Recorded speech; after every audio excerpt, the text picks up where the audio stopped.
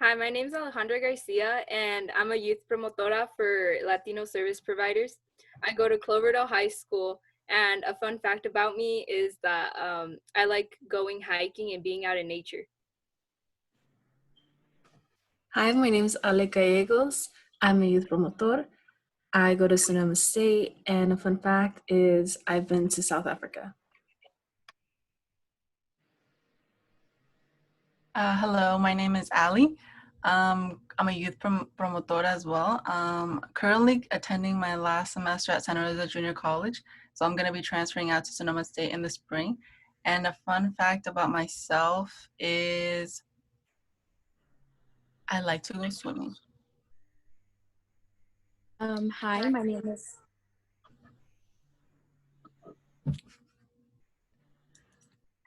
name is Anna. I'm a youth promotora, and I also go to Sonoma State.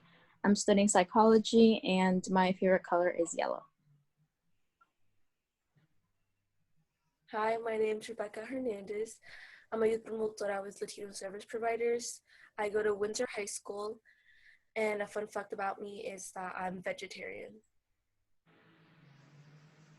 Hi everyone, I'm Rituja. I'm also a youth promotora with Latino service providers, and I'm currently a senior at Maria Carrillo High School. Fun fact is that my favorite singer is Shakira.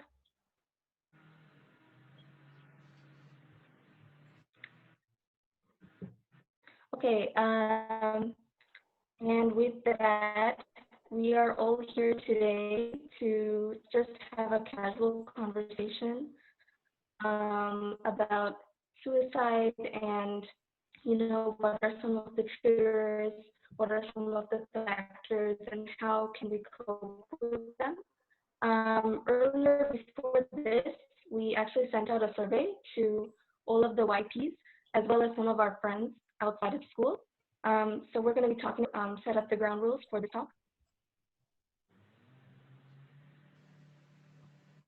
Hi, so something we wanted to set for this talk is that we wanted to establish that this is a safe place for everyone, and that the environment here, we're just going to be talking about these topics, and it's okay to just like take a step back if it gets a little bit too much for you.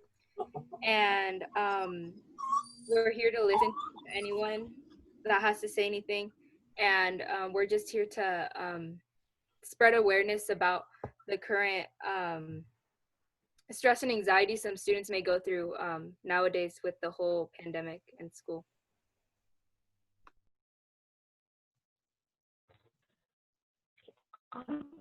So is it okay if I share my screen now?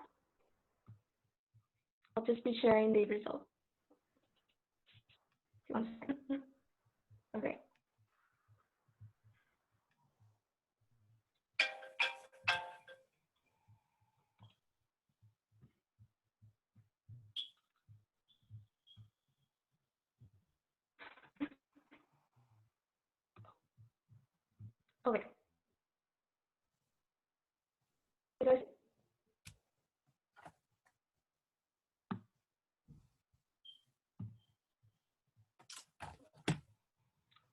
Okay, so wait, is my audio still good? Yes. Okay, awesome. Yes, so the first question was, if you're feeling overwhelmed, stressed out, or depressed, who do you talk to? So from that, we got 27 responses, and a majority said that they don't talk to anyone. And if they do talk to someone, it would probably be a friend, less likely a parent or a therapist. So what are maybe your initial thoughts on that? And do you agree that you're with the majority? You also don't talk to anyone? Yeah, just if you guys could share some of your experiences.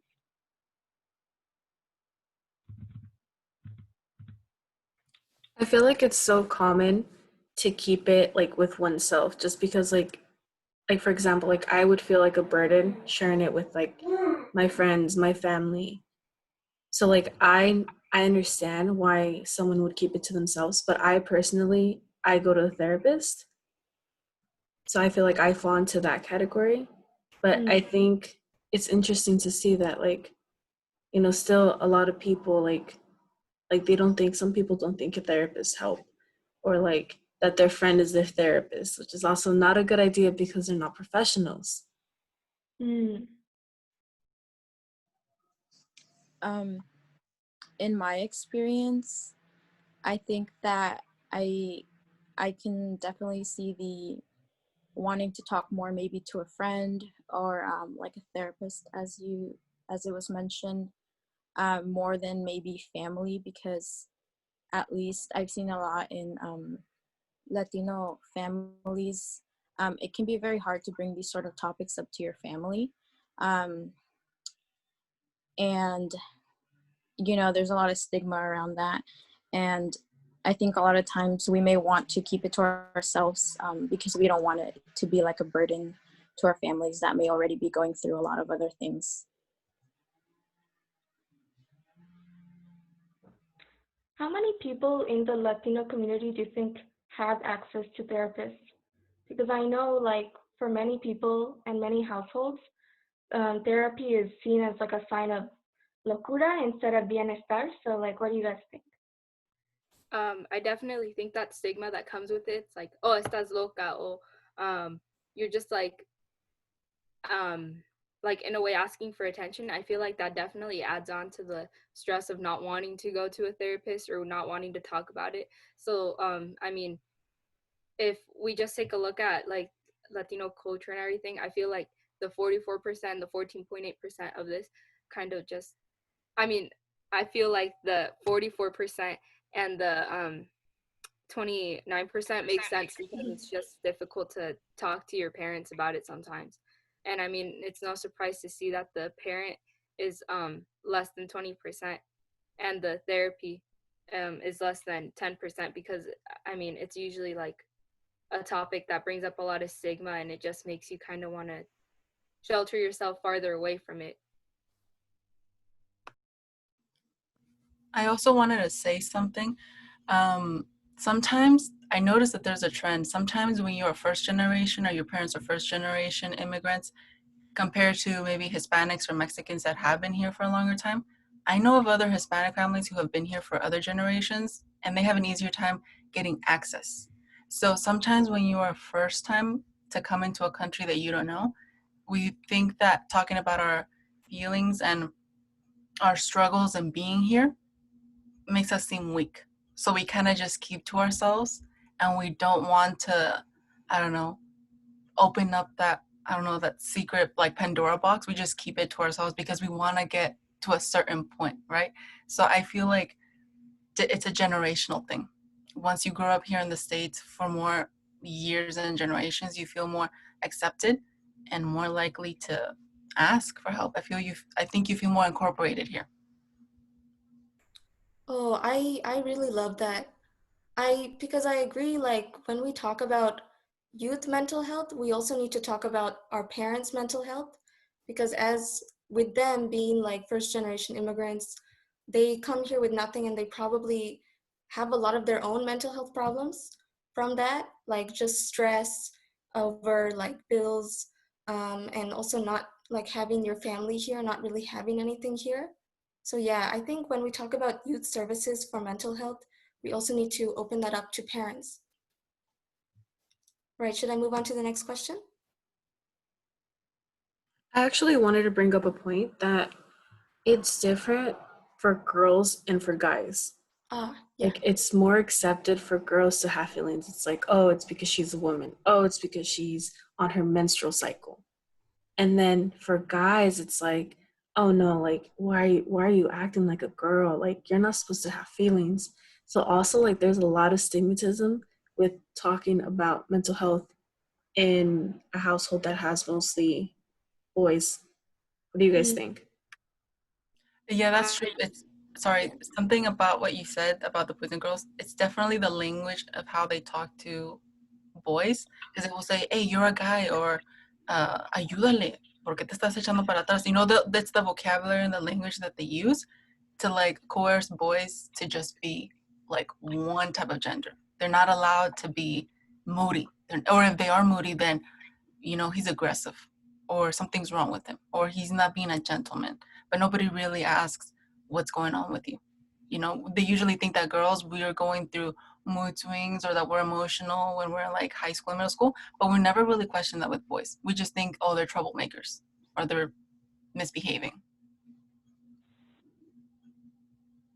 Yeah, I'm really glad Ali brought up that point. It's just like if we take a look at like how our parents were probably raised, or like how some of us are still raised, there's definitely that difference we see in behaviors for how people treat their like sons compared to their daughters, and like that could eventually, I feel like, create a toxic environment for them, because it gets to the point where there's all this like built up stress and like feelings that they can't project anywhere because of the same thing Ali said, like the language that's used. Oh, you're misbehaving, estás loco, or this and that.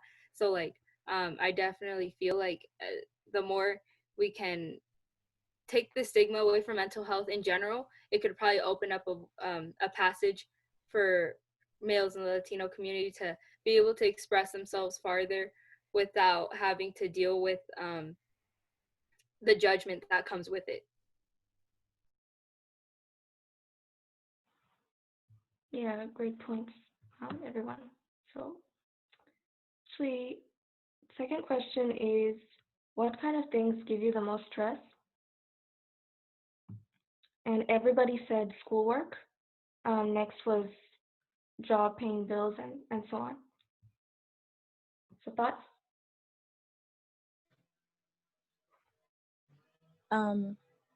I think that schoolwork for that in the Latino community, I know there's a lot of people that think I need to work hard and make my parents proud and give back to them. And so we really try to push ourselves and sometimes our parents, but I think mostly ourselves, because we want to go above and beyond to prove to our parents that all of their hard work and everything they've done for us was worth it, and that we can give them back in our future with educational success. So I can definitely see that one. And then I think as we get older, like going to college, we start to stress about the paying the bills as well. I can relate to that. When you get a job, you start realizing, like a few $100s is not a lot of money to keep a household, and you kind of want to be you either want to become independent or you want to help your family, and I can see why that's one of the top stressors. And I love how you point out on schoolwork. And I actually just came, like recently I just learned this term. It's called first generational guilt, where we carry our parents' goals. Like they want a great life for us. They want us to have great work, a great house, a great partner, hopefully children. And it's like they have this mindset of a perfect life for us, where they forget that, hey, our happiness counts as well. It's not just money. It's, I want to be happy doing my job. I want to live a happy life doing what I love to do, like whether that be like the arts, drama, or like anything of those like creative majors. And I feel like in the Hispanic communities, they're really looked down upon just because they're seen as majors that won't provide a happy, a stable, a wealthy life. And it's like, it's something that has to change, I feel like, where like we have to like tell our parents like, hey, I'm studying arts because it's something I love. Like it might not give me as much money right now, but it's something that like I'll strive to do, and hopefully I'll be happy with it and they'll make me money, and so on. I have something to add to that. That's really a good point, because something that I noticed or that I've heard was hurry, or be more intense with your work, or échale más ganas, or they start mentioning other parents' kids. And so then what they start to do is, like, I'm giving you just what this family is giving their kids. So, like, let's bump it up, or like, the stakes are high. So you start to hear that stuff, and man, since you're young and you're a kid, you feel like you're not doing enough. But you also, as a kid, don't realize that whatever didn't work for them in their country, they know that you, by being in this country, oof, you're just gonna skyrocket, right? But because we're born here, we don't see that. We don't know that. So in some way, and I've heard it being said to me, they say, well, you have a sort of comfort that we didn't. So you don't see it, you don't appreciate it. Okay, so you should be able to stretch yourself out more, right? But the thing is, sometimes your options or your surrounding, it is what it is to you. It is natural. So you feel like I can have really the advantage of enjoying myself, which is something that they didn't have. But it comes back to that generational guilt that you mentioned, Alexis, which is like, it's so true. You always want to compare yourself with other people's kids. You're always trying to be your best version. But that's a really good point. Yeah, and I also wanted to say that, like, I feel like in the Latinx community, I feel like many parents, many immigrant parents raise their kids, like, showing them what hard work is, and that's why that when they grow up, you see like a lot of Latino teenagers having both like school and work at the same exact time, which I think is why many like Latinos are like so stressed out, because they need to handle two things at a time, while other like kids their age are only dealing with school. And I feel like that sometimes always sets back Latinos in school too, because they have to be managing a job and then school and then helping out in the family. And I just feel like that's might be a reason why Latinos might be feeling a lot more stressed during this time. Especially now. No, go ahead. Especially now, Rebecca, I love that you say that. Since we're now virtual, it's kind of like, why are you behind the computer all day? What are you doing? Like, why can't you work? Why can't you do stuff around the house? But it's like, hey, mom, hey, dad, like, yes, I'm at home 24/7, but I still have school. I still have my exams. I still have my quizzes. I have my group work. It's like I'm not being lazy. It's just now everything's virtual and it's a new time. We're going through rough times at this moment. Yeah, I love the points that you guys have made about especially the first three things. But I also think current events play a big part in one's mental health. And it's not exactly just for the Latino community. I think current events affect um, people of all identities. But particularly like in this moment, I think Latinos and as well as African Americans are probably disproportionately affected by things like the police, ICE. People have stress over housing and immigration. Like these issues also contribute to mental health problems, and they definitely intersect with this month, Suicide Month. So I think like the political situation, if we're looking for a problem or a solution to the system, it doesn't exclude, these other political problems that we face in the community. All right. So I'm going to skip that one. Oh, kind of what you guys were talking about. This question is about how much time people spend on their electronics. Yeah, I was just gonna say that, like, I feel like from the time my parents go to work, like, I'm on my computer, like, on school, and then when they come back, I'm still on my computer on school, and, like, sometimes when they come back, they're, like, in disbelief, saying, like, you're still on the computer, like, this isn't right, like, I know you're not doing homework, and I feel like it's just that, like, they don't understand, I feel like, how, especially during this time, like, we need to be, like, on the screen this whole time. I feel like they don't, feel like they just can't, like, see, like, how much, school we're still having, because they're not, like, because all they see is just us on a computer. Like, that's all they see, and, like, they always start assuming different things, and sometimes they're just, like, in disbelief that we're not, like, being, like, truthful.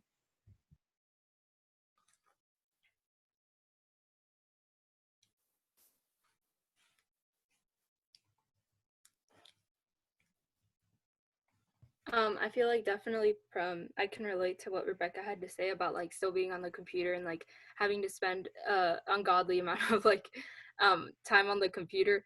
But I feel like sometimes it's not all negative as like parents paint it out to be. Like I feel like nowadays it's so easy to try to like just like if you ever show any signs of distress or like you're upset or anxiety, it's always like so easy for parents to nowadays just say it's because of that phone.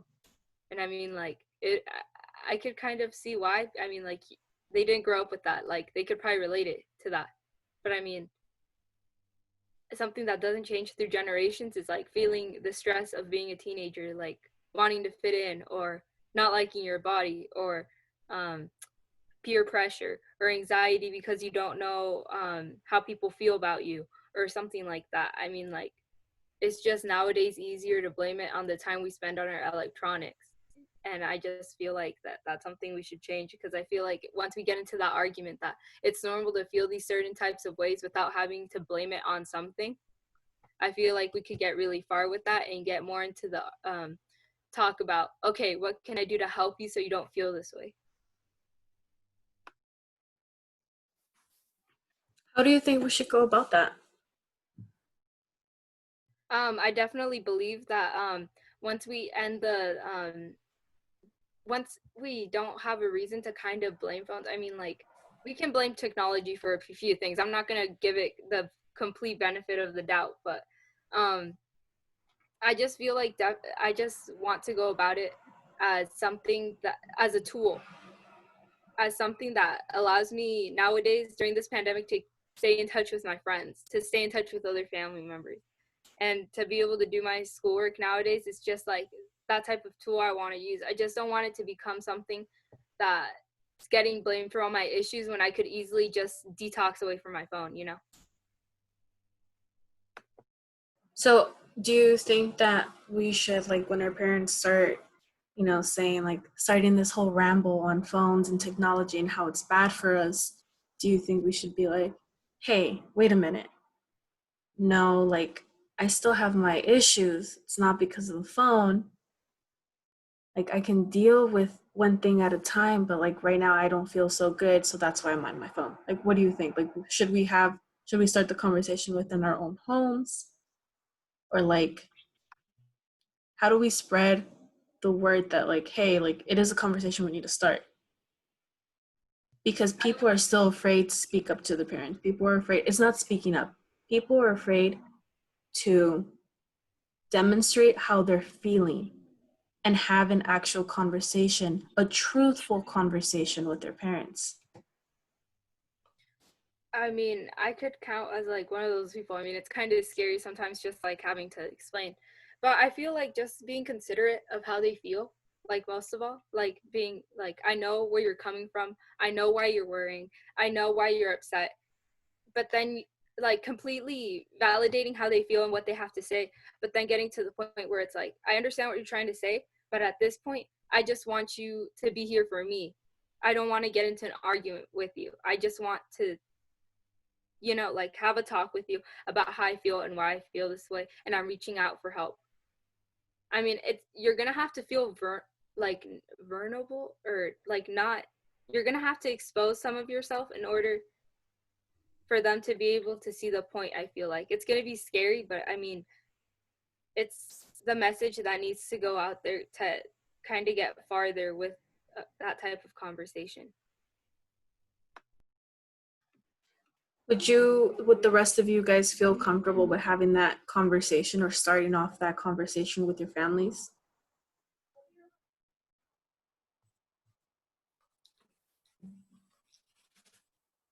I think in personally, I would. I'm pretty open with my parents, and so is my sister about our issues. But I can see how perhaps in other families it can seem like you're talking back to them, mostly to the um, like the point Alex was making about how if you want to try to explain to them why you're on your phone so much, it may seem like you're kind of like, no, you're wrong. I'm not on my phone too much. Like talking back. I think a lot of parents may think that, and I feel like personally, my parents kind of had that mindset before. And we've made some progress and we're more open about our issues now. So I'm glad for that, but I know it's not the same for everyone. I also wanted to say something. When apart from that, for when you want to talk to somebody or reach out, it has to do a lot with the home environment. For example, my mom, she's been a single mom since I was 10. So she wasn't always around a lot. She had to work up to 2 jobs. So it wasn't very much like, oh, at the spur of the moment, I feel this type of way. So let me just, go knock on her door and talk to her. It can be very hard. And sometimes that's why I can tend to keep to myself. And like Alexa said, a therapist is much more reliable. And that's what I go to, because just with my feelings and my emotions, I am very reserved. I don't like to talk to anybody just about anything. So it does have to do a lot with who's available at home. So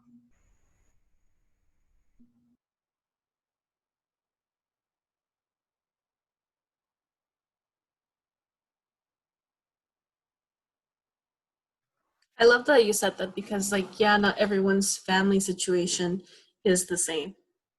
And it gets really hard. And it's like, okay, like, someone's busy. Like, when do I have time for myself? And I feel like that's when self care really plays a part.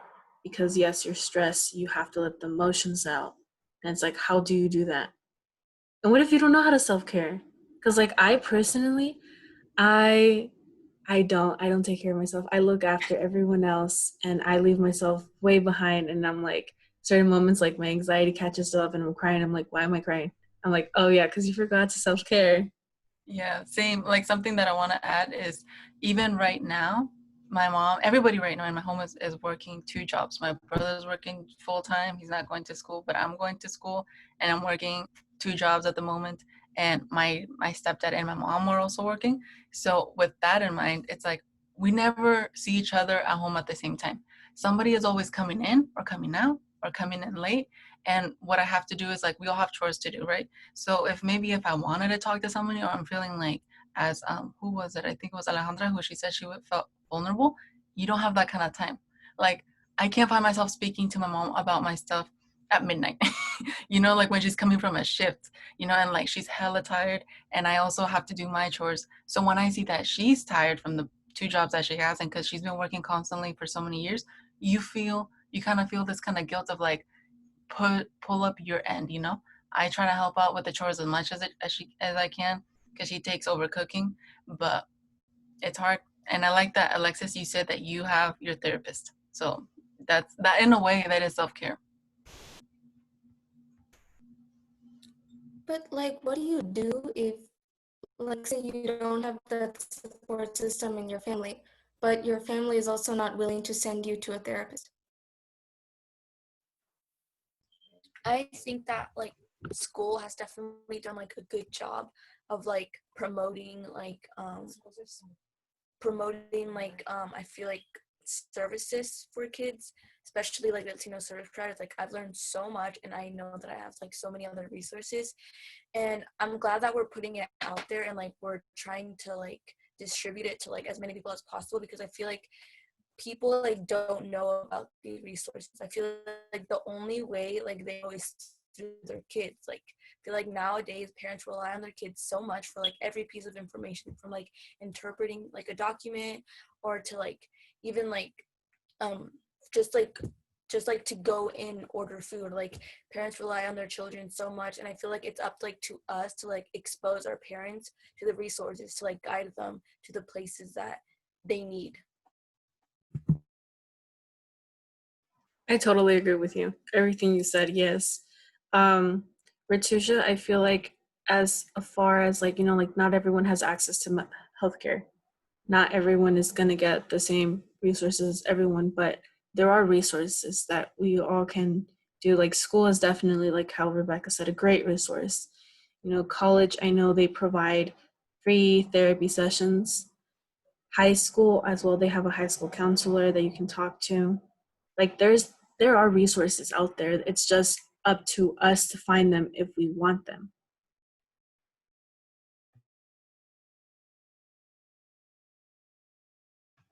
What are some healthcare activities that you guys have been like, participating or doing or would like to share?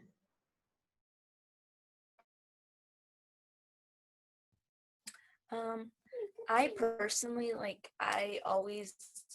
um I always rely on my journal as a way to like escape from like our current events and just from reality sometimes. It's a good way to like put down your thoughts on paper and to just like track how you are feeling. Like I know I like to always look back on how I was feeling like the month or like even throughout the year. So like I think that it's a good way to like self-reflect and to just like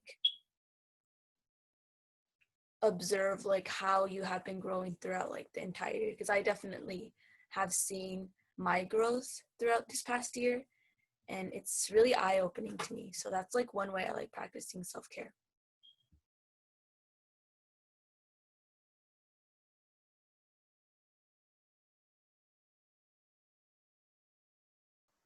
I actually do the same thing. I have a diary. Well, yeah, I have like a little Google Doc which I add to whenever I like I'm feeling really down because like a lot of you, I think home is really not a place where I can share any feelings. There is no emotional support there. And I get that because I don't want to be an extra burden on top of the problems they already have. But when I write in a journal, it makes me, and also like with friends, I don't feel comfortable sharing with friends because they also have, their own demons in life, right? We all do. So the thing I like about journaling is that it makes you feel like you're talking to someone, even though it's maybe just yourself. And it's nice when you can actually go back to your journal and look at the times when you were down or when you were really happy and use them as a way to like motivate you. I also want to add to that lately with everything being closed and like I haven't seen my friends in like forever. We've missed on birthdays and stuff because of the virus. Some of the things that I really enjoy is like, or you can try out is doing floral arrangements or like doing your own nails. I bought this little like the UV lighting thing at Target and I just do my nails. It takes me like forever to finish them, but that's just me. That's how I self-care. And then another thing is I've been knitting and look, I kid you not, by the end of this year, I'm gonna be warm. So there are some ideas.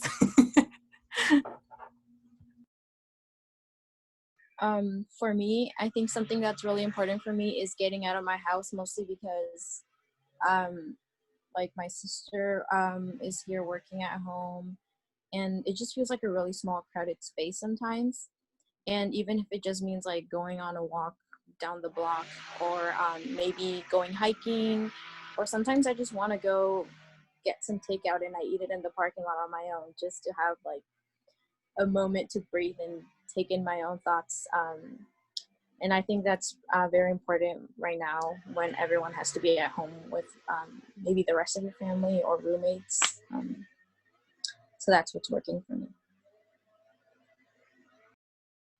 I love how you said that because I'm always eating in the parking lot. I go to the drive-thru. I'm having a hard day and I'm like, I need ice cream. I need to go get ice cream. Eat in the parking lot. And I'm like, okay, I'm fine. My self-care is going to the dog park. I love the dog park. I love dogs. It makes me happy. I don't know if it makes my dog happy, but it makes me happy.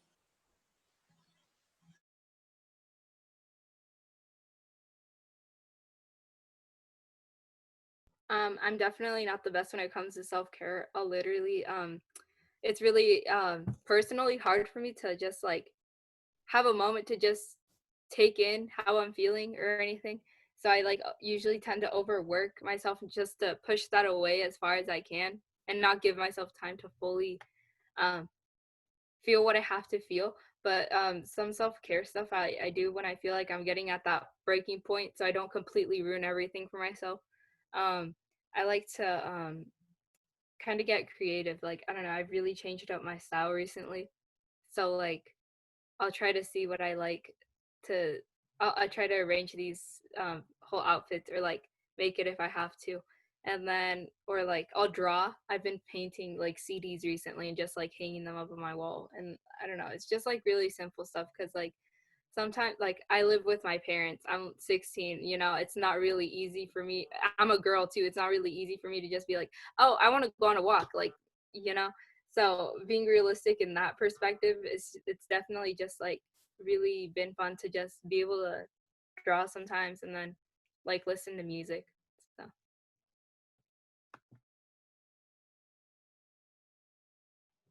And Allie, I think you have some self-care tips that you'd like to share with us.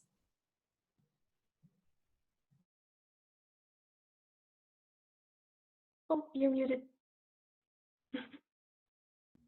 Yeah, there we go. Okay. So after Ritu just shared the information with us about suicide prevention and how we cope with ourselves and who we have as friends around us, what is self-care? I don't think a lot of people ask themselves, what is that? Especially in the Hispanic community, us ladies, we always have to keep busy. I don't know about you guys, but in my house, it's always, what are you doing? Have you done something? Are you keeping busy? Like the house always has work. There's always housework, right? So with self-care, I have a couple questions for you guys. What is self-care for you guys? And I found a couple of, I think it's quotes or answers, but care can be of oneself. Any necessary human regulatory function which is under individual control, deliberate and self-initiated, and any activity that we do, sorry, I'm looking at my notes. Any activity that we do deliberately in order to take care of our mental, emotional, and physical health. So how do you practice your self-care? So self-care is a bunch of things. It's a tree of many branches. It includes mindfulness, movement, routines, natural beauty, natural remedies, and self-care. Something among those is what we eat and what we have as a lifestyle, which can also influence how we're feeling and how we're doing. But also some things to notice are what are healthy habits and unhealthy habits. I don't know if you guys have something you guys want to add to it. Yeah, I want to talk about mindfulness because that's something that's really important. Do you guys know what it means to be mindful?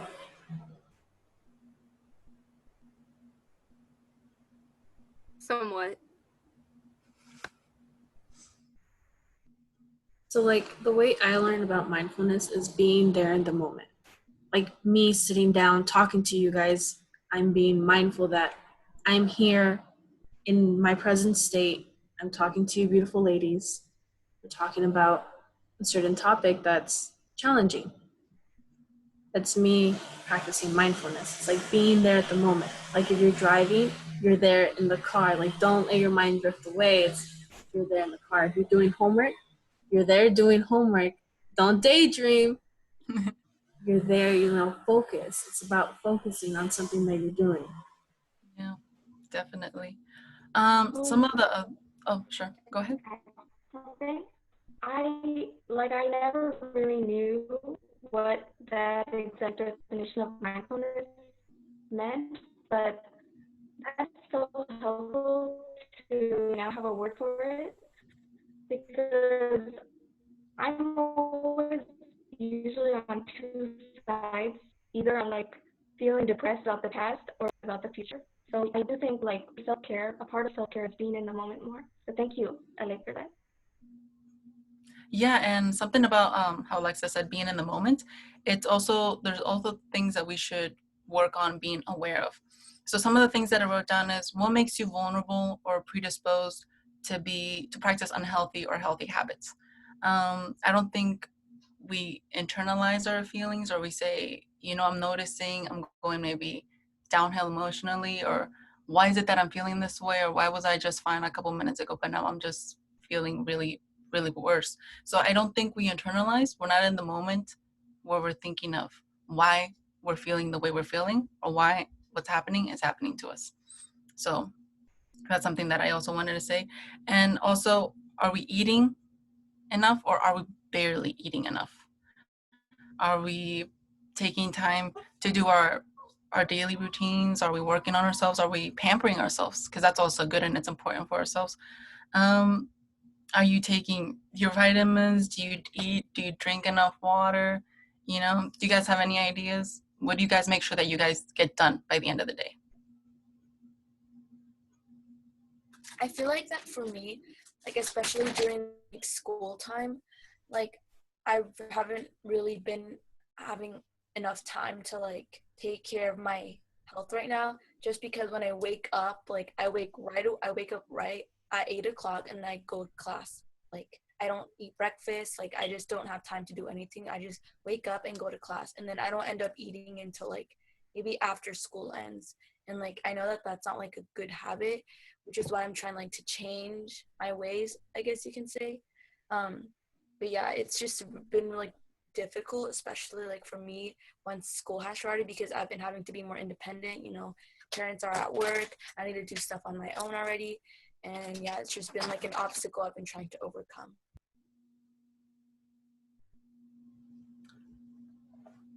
Also, I something feel that, like oh, sure, go ahead. I feel like, Rebecca, just reminding yourself that you're doing the best you can. And that's to everyone. Like, just remind yourself you're doing the best you can. At this, like at these times, you're doing the best. And that's all you can do. And you can only control, like, what you do. You can't control what other people do, but you're only in control of your actions. So also take time to yourself. Remind yourself, like, if you have to eat, if you have to make snacks the day before for school, just be sure to do that because you come first. Definitely. And something that I also wanted to ask was, once we become aware of how we're feeling, how we're doing, once we're being mindfulness and pampering or taking care of ourselves, something that I jotted down was a big factor that influences how we feel about ourselves, both emotionally and physically, has to do with what we recognize as our comfort zone, and if we're willing to get out of our comfort zone. Because sometimes we can be feeling down, we can be feeling depressed, but then we just stay there and we linger in the feeling. So are we working towards getting out of those feelings? Are we working towards getting out to what gets us to that position? So that's something that I also wanted to mention and kind of tie it off is, how are you getting out of your comfort zone when you're feeling down? What are you doing to motivate yourself and get yourself out of there? Because sometimes we can rely on other people to talk to them, and maybe we think, oh, sharing our things, we're gonna get better. But there's sometimes things that we have to push through, and there's things that we also have to do so that we don't end up constantly there. So I don't know if you guys have any opinions or thoughts on it, or what gets you guys to a certain point where you feel like it's your comfort zone. Definitely something I tell myself when I'm feeling really down and I feel like I really can't just move forward with what I'm doing. Like, but I keep myself is like in such a demanding schedule that I don't have like days off to just, I can't afford to just like, oh, let me just take a week to like think about myself. So, I mean, I don't completely like to ignore my problems as much anymore because it really got toxic and just like really brought me to a darker place. But something that definitely I like to tell myself, it's probably not like the best, but it's something that kind of gets me through. It's like I can't let the person I am now, like however I'm feeling, I can't have the sad me like stop me from what happy me would enjoy of. So like let's say those 10 assignments I really don't want to do, I'm not going to deprive the happy me from having that good grade in that class just because I didn't feel like doing those 10 assignments now. I mean, I definitely give myself time to later like assess that and like fully try to like come back, but like I just think about it that way because at this point I can't just like stop time because it really doesn't work that way. Yeah, also something right now with the pandemic and how we have school work and we're also youth promoters, I am also a big procrastinator. And so I realized that was a problem when I started to put a lot on my plate. I used to just go to school and then work part-time, right? So that was just like enough time for me to get my things done. But now that I have so much on my plate, I honestly have to wake up early. I honestly have to, a day ahead, make a list of the things that I have to do for the next day, because the day after that, I have other things to do.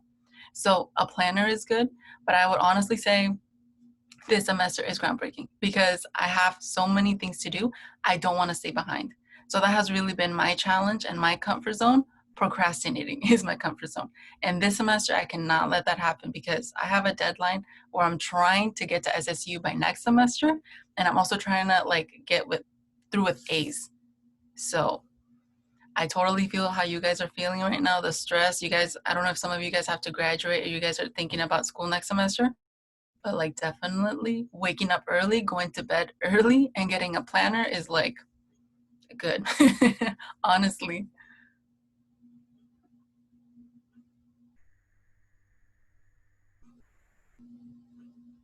I don't know if you guys have anything more to say.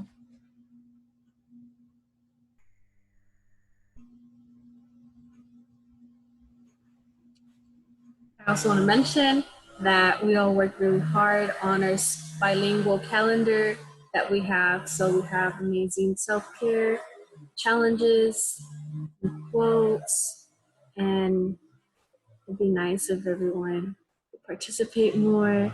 They don't have to send us pictures, but just knowing that you're doing something for yourself, putting yourself as a priority, and keeping busy.